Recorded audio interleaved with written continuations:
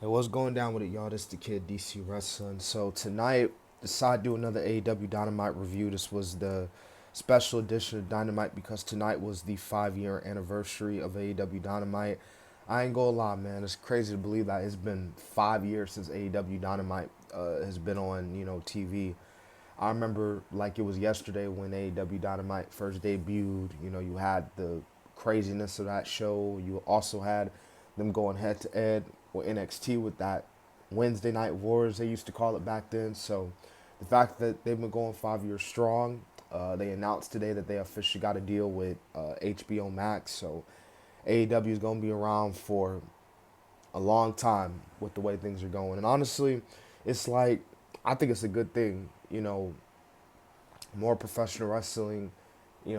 Professional wrestling fans win at the end of the day. I feel like. But they started off the show with Will Ospreay and Ricochet. This was the highly anticipated rematch, years in the making. The match was pretty good. It was pretty good. Now, they had a false finish at the end. They restarted the match, and then KT came in.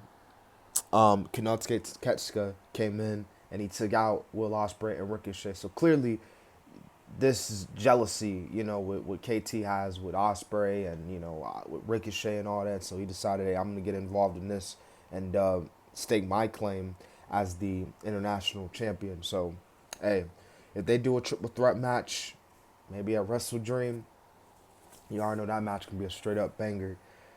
But also on this show, man, you had the main event, obviously, which we'll get into a little bit.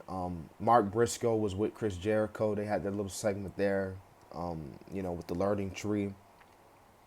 And Jay White came back. Hangman Page took on Juice Robinson. It was a pretty solid match. But Jay White returned. He's been out with an injury, so he made the save. I ain't gonna lie to you. It's gonna be kind of weird seeing Jay White in this kind of babyface like role because obviously Hangman's a bad guy now.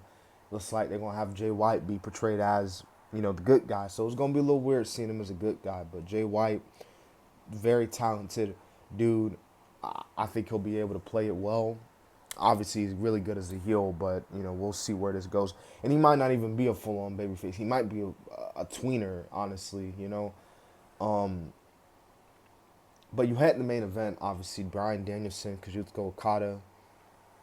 You had the women matches, obviously, like you had Mercedes Moné make an appearance, but you had Britt Baker winning her hometown against Serena Deeb, and then of course the main event, which the the match was the first 20 minutes. I'll say the match was pretty slow, but I think there was a reason behind it. Okada clearly, given the stipulation of the match, it was kind of a weird stipulation. Some may say that the Continental title was on the line for the first 20 minutes, and then after that, Danielson couldn't challenge for the world title, and so now the world championship was on the line.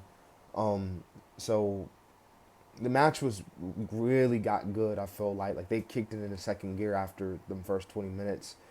But Danielson obviously retained. The BCC came out, as you see in the picture. Willa Yuta made the save, and now it seems like Willa Yuta is going to be his own boss, and he's going to also help Bryan Danielson fight off the BCC. But one more thing before I wrap this up, man. Tonight, uh, MVP had an announcement. Prince Nana confronted him, and we saw the official debut of Shelton Benjamin, man. Shelton Benjamin is like MVP's. I forgot what position he has with MVP, but a special position. Like I think MVP said, if you have any complaints, just go to Shelton Benjamin about it. So this is really really intriguing, man.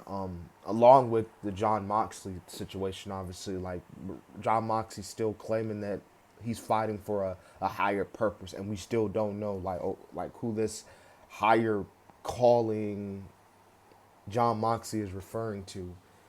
But I think Shelton Benjamin coming into AEW just further adds to the noise that the Hurt Business as a whole conveyor will be getting back together in AEW. And like I said before last week, if they do, just have them wreak havoc all over. But that has been my little review of AEW Dynamite, and yeah, man, that's pretty much wraps it.